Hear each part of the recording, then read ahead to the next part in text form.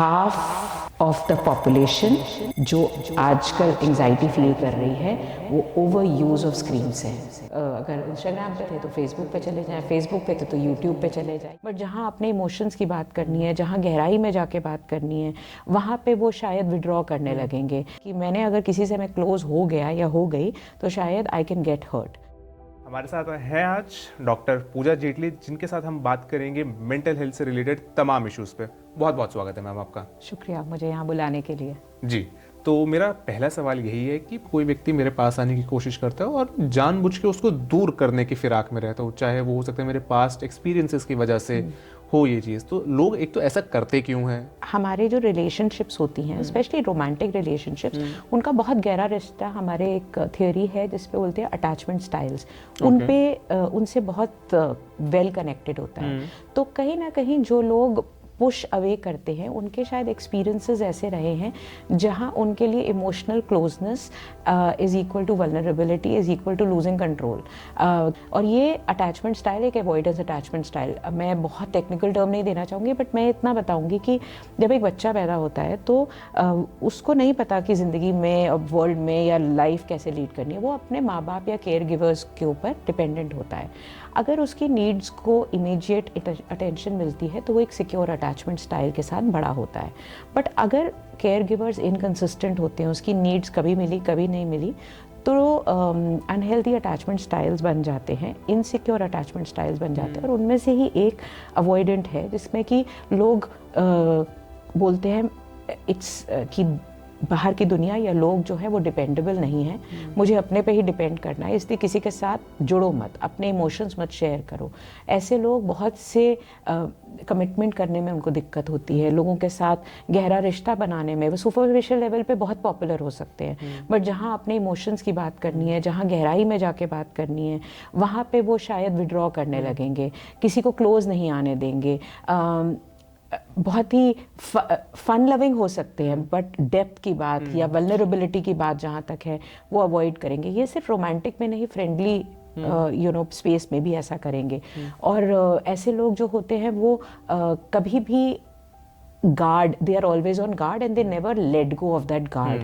वो एक तरीके से एक शील्ड बना लेते हैं और उसको पार करना बहुत मुश्किल होता है। प्रोटेक्टिव होते हैं बहुत ज़्यादा, क्योंकि उन्हें लगता है कि उन्हें सेल्फ प्रोटेक्शन करना है। देखिए, सेल्फ प्रोटेक्शन हम सबको करना है, बट सेल्फ प्रोटेक्शन फियर के तौर पे जब हम करते हैं ना तो ऐसा होता है। बिल्कुल समझ गया। रिलेशनशिप में ही जब हम बात कर रहे थे तब आपने मोबाइल का एक जिक्र किया था, तो मैं आपसे ये जानना चाहूँगी, पहले तो आप मुझे बताइए कि डूम स्क्रॉलिंग क्या होती है? जब केबल टीवी आया था तो हम चैनल चेंज करते थे। ये एक अब हमारे पास ये एंडलेस चैनल है। पहले वो 10, 12, 15 पीस होते थे, अब ये बॉटमलेस पिट है। मतलब बिना सोचे समझे जो आ रहा है उसको हम रिपीट करे जा रहे हैं, और वहाँ पे कोई जना बैठा हुआ है जो आप जहाँ आप रुके उसने वो नोट कर लिया और फिर आपको वही दिखा। तो माइंडलेसली चीज़ों को बस देखते रहना।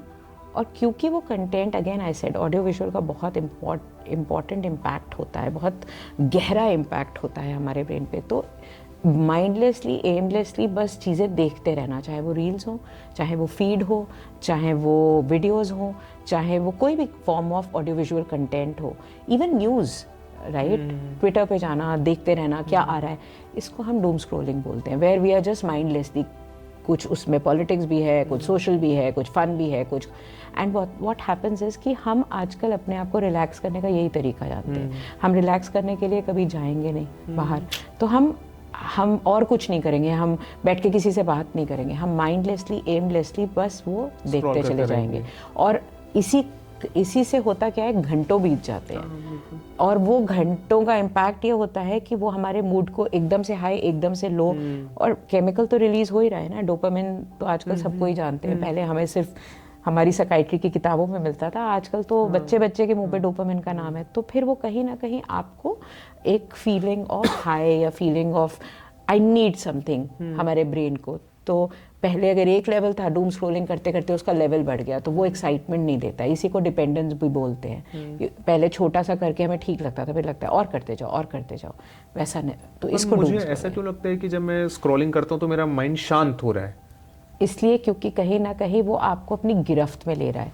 आप 2 मिनट के लिए भी उसे बंद करेंगे, आप बेचैनी देखिए अपनी, आप वापस चले जाएंगे उस पर, आप चेंज कर देंगे प्लेटफॉर्म, जी।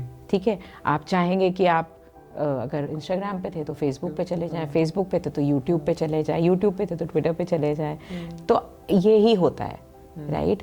तो शांति इसलिए क्योंकि उसने आपको गिरफ्त कर रखा है, बट एक्चुअली वो आपको अशांत कर रहा है, क्योंकि जैसे ही आप उसे बंद करते हैं आपकी बेचैनी बढ़ जाती है।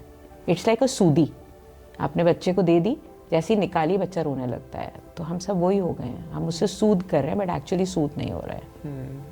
और वही चीज़ अगर आप बाहर जाके करें, आप बाहर जाएं बिना फ़ोन के, आप थोड़ी देर ग्रीन स्पेस में बैठे, थोड़ी शांत वातावरण में बैठे, एक्सरसाइज करें, किसी से बात करें, पेट के साथ खेलें, गार्डनिंग करें, आप देखिए आप शांत भी फील करेंगे और वो एक्टिविटी ख़त्म होने के बाद भी अशांति नहीं होगी। एंजाइटी का कितना बड़ा कारण बन जाता है doom scrolling? Very significant. Half of the population जो आजकल एंजाइटी फील कर रही है वो ओवर यूज ऑफ स्क्रीन से है। मेरे पास सबसे छोटी 20 महीने की बच्ची आई थी जो 6 घंटे यूट्यूब देखती थी, क्योंकि उसकी माँ घर में काम करती थी और पिताजी और उसकी बड़ी बहन बाहर जाते थे। तो वो इतना उसको एंगेज रखने के लिए माँ ने यूट्यूब दे दिया था, मतलब फ़ोन पकड़ा दिया था। तो वो इतनी फियर, जैसे ही एक तो वो हटाती नहीं थी और हटाया जाता था तो वो फियरफुल हो जाती थी, चीखने लगती थी, बाहर वालों को कोई भी घर में आता था तो उसको डर लग जाता था। तो आप सोचिए कि उसका तो ब्रेन अभी डेवलप हो रहा है, तो उसमें क्या चेंजेस आए होंगे कि इतने घंटों की। तो एंजाइटी का बहुत बड़ा कारण है doom scrolling and over use of screen time, any form of over use of any activity is unhealthy for the body and more so something which is so, जो हमारे को इतना गिरफ्त में अपनी ले लेता है। इसको हम रोकें कैसे? क्या हम ऐप्स डिलीट कर दें, हम कोई टाइमर लगा दें कि इतनी देर ही हम यूज़ करेंगे किसी कंटेंट प्लेटफॉर्म को? रोकने के क्या तरीके होंगे इसको? तो सबसे पहले तो इस चीज़ को पहचानना ज़रूरी है और आपके शो के माध्यम से मैं ये बोलना चाहूँगी कि इसको रिकग्नाइज करिए। आप ये समझिए कि इसका एक नेगेटिव इम्पैक्ट आपके ऊपर कितना है, आपकी हेल्थ के ऊपर, not just mental health but mental health से फिजिकल हेल्थ रिलेटेड है। तो आपकी हेल्थ पे बहुत इम्पैक्ट है और जो आपको कामिंग फीलिंग आ रही है वो टेम्प्रेरी है, ये याद रखिए। तो सबसे पहली चीज़, अपने लिए एक समय निर्धारित करिए। आप ऐप्स को टाइमर के थ्रू बना सकते हैं। कुछ समय आप अपने लिए ऐसा बनाइए कि आप बिना फ़ोन या गैजेट के आप बिताएं, चाहे बाहर चाहे घर में। फ़ोन को हम लोग आमूमन अपने बेड के पास चार्जिंग के लिए रखते हैं, दूसरे कमरे में रखिए ताकि आप कोई किताब पढ़ें या आप म्यूज़िक सुने, बट आप ऑटोमेटिकली आपका हाथ वहाँ ना चला जाए। मेरे पास कितने सारे पेशेंट्स आते हैं जो बोलते हैं कि फ़ोन को हम साइलेंट भी कर दें लेकिन हमारा हाथ चला जाता है जेब में, या हमारा हाथ चला जाता है और हमें रियलाइज़ भी नहीं होता कि हम फ़ोन यूज़ कर रहे हैं। तो ऐप्स पे टाइमर लगाना, ऐप्स को लॉक करना, इजी एक्सेस ना देना और कुछ टाइम बिना किसी डिवाइस के बिताना और अपने आप को कुछ जैसा बोला जाए एक बोलते हैं ना नॉन गैजेट या बिना किसी गैजेट के कोई ऐसा समय अपने पूरे दिन भर में रखें जिसमें आप आउटडोर एक्टिविटीज़ करें, क्योंकि सिर्फ हटाने से नहीं होगा। हम अपने आप को जब तक किसी और अच्छी चीज़ में एंगेज नहीं करेंगे तो हमें उसका फ़ायदा भी नज़र नहीं आएगा। फिर हम बोरियत होगी तो फिर हम इसी की तरफ आ जाएंगे। तो ये करना ज़रूरी है।